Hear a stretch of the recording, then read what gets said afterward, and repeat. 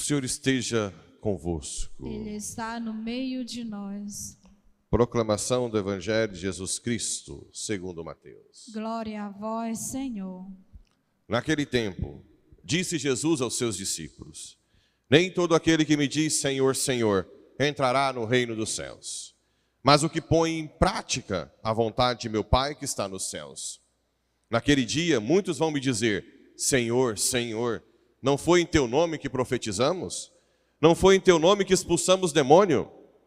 E não foi em teu nome que fizemos muitos milagres? Então eu lhes direi publicamente: jamais vos conheci. Afastai-vos de mim, vós que praticais o mal. Portanto, quem ouve essas minhas palavras e as põe em prática, é como um homem prudente que construiu sua casa sobre a rocha. Caiu a chuva, vieram as enchentes, os ventos deram contra a casa, mas a casa não caiu, porque estava construída sobre a rocha. Por outro lado, quem ouve essas minhas palavras e não as põe em prática, é como um homem sem juízo, que construiu sua casa sobre a areia. Caiu a chuva, vieram as enchentes, os ventos sopraram e deram contra a casa. E a casa caiu, e sua ruína foi completa. Quando Jesus acabou de dizer essas palavras, as multidões ficaram admiradas com seu ensinamento. De fato, ele as ensinava como quem tem autoridade, e não como os mestres da lei. Palavra da salvação. Glória a vós, Senhor. Caríssimos irmãos e irmãs radiovintes que nos acompanham pelas redes sociais. A primeira leitura, ela é bem complexa. Primeira coisa, deixa eu mostrar, vocês entenderem um pouco. A revelação divina, ela foi feita para um povo, numa época em que o pecado, lembra de Noé? O pecado entrou, acabou com a razão humana, de tanto pecado. O povo estava totalmente sem noção, como está quase igual hoje.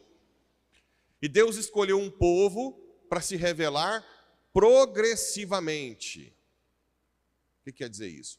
Deus foi formando o povo pouco a pouco. O povo era tão sem noção que eles não sabiam que só tinha um Deus. Então Deus foi ensinando, primeiro, o monoteísmo, adorar só Ele no meio dos outros. Depois, lá nos profetas, monoteísmo, que só tem um Deus. Isaías dizia: não há um outro Deus fora de mim. Depois que chegou na moral mesmo, pessoal, que é o matrimônio sem ser poligâmico, né? A monogamia. Então, às vezes a gente pensa, mas Abraão tinha duas mulheres, a mulher ficou com a outra, com a escrava. Naquela época, não tinha sido formado o povo ainda. Tanto é que em Mateus 16 e Marcos 10, quando o povo vai falar do adultério, da carta de divórcio, que Moisés permitiu, e Jesus vai dizer: no princípio não foi assim, antes do pecado. O negócio é porque o pecado entrou demais. Aí a monogamia, por isso que Davi também tinha mais de uma mulher. Então a primeira coisa que vocês vão entender, para não dar nó na cabeça, é que Deus tolerava até formar aquele povo. Entenderam isso? Não? Não é que Deus nunca quis poligamia, nunca. Depois, Sara não teve paciência de esperar, com a ansiedade de querer ter filho. Naquela época é bem diferente de hoje. Naquela época era para dar descendência, era tido como amaldiçoado.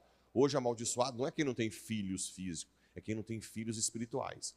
Tem pai e mãe que tem filhos, mas são malditos, porque nunca ensinou os filhos para o céu. E tem pais que não têm filhos nessa terra, mas são muito benditos, porque vivem criando filhos espirituais, gerando. Né? Porque a terra prometida hoje não é a terra aqui. Na época, era a terra, Israel.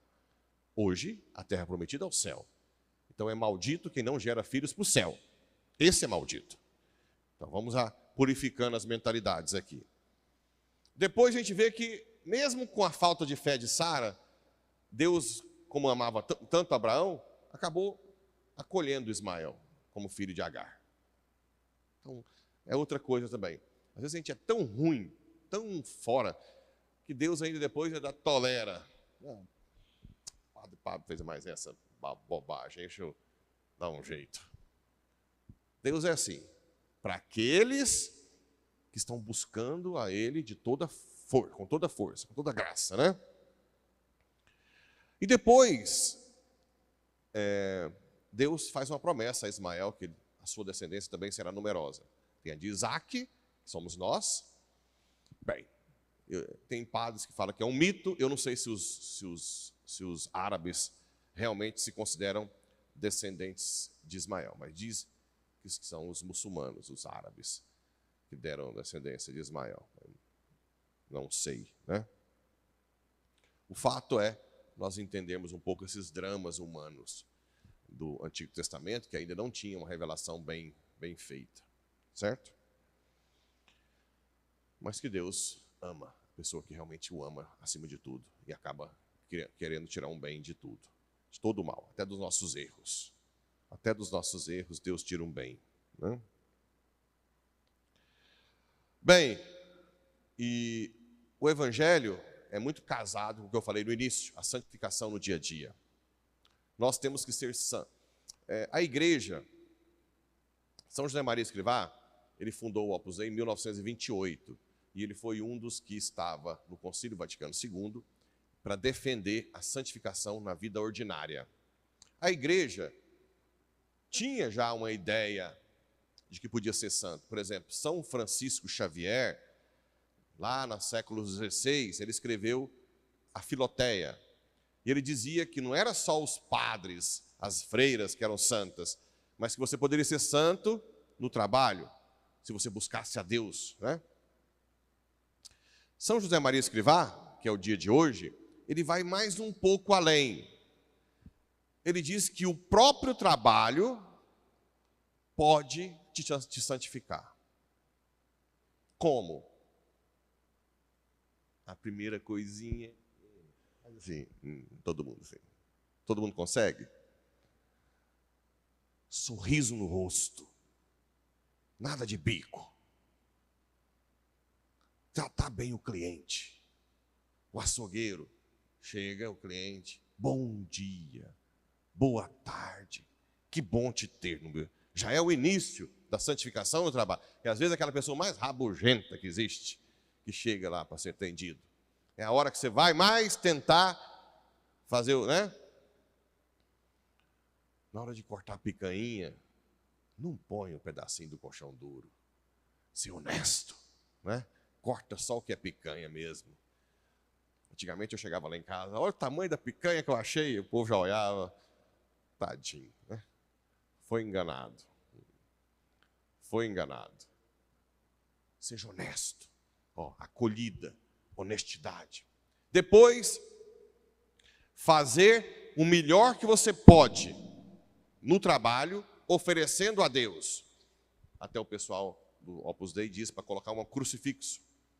Se você está estudando, coloca um crucifixo. Se você está trabalhando, coloca um crucifixo para que você ofereça a fadiga do trabalho para Deus. Isso que é orar sem cessar. É você levar a sua fé ao trabalho, mas não só ao trabalho por fora, mas por dentro. A pessoa chegar e falar, poxa vida, aquele vendedor de sapato deve ser terrível, hein? Eu não serviria, não. Eu já meti o sapato na cabeça de muita gente. Por isso que Deus quer me santificar como padre, né? Mas aquele atendente, aquele caixa, né? É diferente. O olhar. Esses dias eu estou tendo a oportunidade de atender como otorrino, que há muito tempo que eu não atendia, às vezes. E eu estou usando a questão de... É muito, eu acho que o povo, os pacientes já não estão tão acostumados, né? Tem gente que fala assim, obrigado. Por que o senhor me tratou assim? Eu posso te dar uma coisa a mais? O povo está carente, né? Carente de atendimentos bons, de olhar, sorrir, de ver que é um ser humano. Está todo mundo carente, porque está todo mundo correndo atrás do dinheiro, né? Bem, além do mais, no trabalho, a dona de casa. Eu tenho uma amiga minha, que ela tem muita liberdade comigo, e tem um padre que reclama da vida. E eu gosto muito que ela dá um choque de realidade muito grande. Eu falei, você tem que dar palestra para padre e para seminarista. E ela tem, acho que 3 ou 4 crianças agora, assim. Como assim que vocês reclamam tanto assim da vida? Se você fica doente, com diarreia, febre, basta dizer, olha, eu não vou celebrar. Aí está todo mundo lá ligando para o padre, mandando chazinho, alguém celebra a palavra. Eu tenho que sair cagada para cuidar dos meus meninos. Quando acorda 3 horas da manhã, 5 horas da manhã, 7 horas, não tem ninguém que vai fazer por mim. Eu tenho que sair vomitando na casa. Eu não tenho hora para dormir, não. Eu não tenho sábado, eu não tenho domingo. Nada. Né? E quem trabalha, e a coitada que trabalha, que tem filhos e trabalha fora, se ela chegar atrasada? Chicote. E é verdade. É o preço do sexo, porque o sexo não é só para o prazerzinho. O sexo gera criança que muda sua vida para sempre. Não é isso? Então, a santificação, a dona de casa, ela tem que ser psicóloga, ela tem que ser médica, tem que ser terapeuta de marido, de filho, tem que ser o quê? De limpeza, tem que saber cozinhar, cozinheira, tem que saber tudo. Não tem lugar que você pode santificar mais que o trabalho, e sem contar que é o dela, né? Sem contar que é o da rainha. As rainhas saem da casa, de dona de casa. Não é juíza, não é promotora, não é deputada, não é senadora, igual tem um monte de gente, até dentro da igreja, que fala que a mulher tem que ter o seu lugar. A mulher tem que ter o lugar que ela quiser. E desde quando ser esposa e mãe é abaixo de outra coisa? Para mim é a coisa maior que existe. É a maior coisa que existe, né? O maior nível. Então, você encarnando a sua vida, levando a sua fé, você se torna santo, santa, né? Santo. É ali que você... E, claro, tendo o tempo da missa, adoração, mas quando São Paulo diz, orai sem cessar, orar sem cessar, não é rezar o rosário 10 vezes por dia só.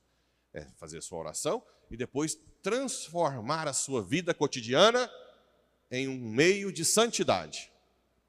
Em um meio de santidade. Eu sei, eu sou padre e reconheço a vida de uma dona de casa, principalmente. Eu falo dona de casa porque tem muito marido também que faz os papéis dele, mas muitos vão para trabalhar fora, né? Às vezes a mulher também tem que ir, mas a mulher que sai do trabalho correndo para ir lá fazer o almoço, não é isso? Que tem que levar a menina na escola, que adapta o horário dela. É um campo de concentração para a mulher. Não é? Eu admiro demais da conta. Não é? Sou médico formado, mas não chego nem nos pés de uma dona de casa santa, mãe. Nem na chinelo. Pela grandeza, pelo tanto que é difícil, né? E ainda tem que aguentar um monte de marido enjoado, que só enche o saco, que briga, e ainda chifra. Haja santidade, e chega reclamando de tudo, que não dá nem um carinho, trata como objeto, né? E assim por diante. Claro que tem o oposto também, mulher que ganha mais que o marido, enche o saco o tempo inteiro porque ganha mais. Não dá conta de calar a bocona, né? Fica lá enchendo o saco. Tem um dos dois lados, mas é mais comum o outro lado, a mulher sofrer. Então, tudo isso pode ser oferecido a Deus. Oferecido a Deus. Por amor. Isso te faz santo, santa. Né? Santo, santifica. Pegar a criança que chega da escola chorando, educar na fé, pôr todo mundo para rezar o terço. Não tem nada mais grandioso que isso. Agora, aquelas pessoas que vêm aqui na igreja, participam, e não põem em prática, é desonesto, é enjoado, péssimo patrão, briga, não paga o salário em dia, não devolve, não é caridoso, não devolve, está de mal com um monte de gente. Está na igreja e está de mal. Não, eu não estou, padre. Não é que eu não perdoei, eu só não quero essa pessoa perto de mim mais. Você não precisa conviver com ela, mas você tem que estar com o seu coração livre. Se ela chegar num ambiente, você tem que saber cumprimentá-la assim. Livre. Não estou falando que você tem que conviver. Tem gente que é chuado mesmo demais, né? Tem que converter primeiro. Mas, pelo menos, você tem que estar com o coração livre. E aqui diz o seguinte: Senhor, não foi em teu nome que profetizamos? Olha só. Se falou para Jesus, é porque não está mentindo. Não foi em teu nome que expulsamos demônios? Expulsar demônios, né? E olha só, não foi em teu nome que fizemos muitos milagres. Pessoas podem fazer milagres. O que é isso aqui? Profetizar, expulsar demônio, fazer milagre? É a chamada gratia gratis date. É a graça do carisma, da carismática. Você recebe de graça e dá de graça. Mas você pode não se santificar. Existe a gratia gratum fatiens, que é a graça para você se tornar mais santo. Os carismas, você pode vir, louvar, profetizar, dom de ciência, dom de revelação, milagre, e não querer mudar seu coração. Ser uma pessoa ciumenta, carrancuda, invejosa, insuportável. Então você pode fazer milagres e não ser de Deus. Aqui não estava mentindo, porque falou para Jesus: eu não fiz milagres em teu nome? Ninguém ia mentir para ele mesmo. Então eu lhes direi publicamente: jamais vos conheci. Afastai-vos de mim, vós que praticais o mal. Portanto, quem ouve as minhas palavras e as põe em prática, como homem, quem não ouve. Pesado isso. Até quem faz milagres pode ficar fora do reino dos céus.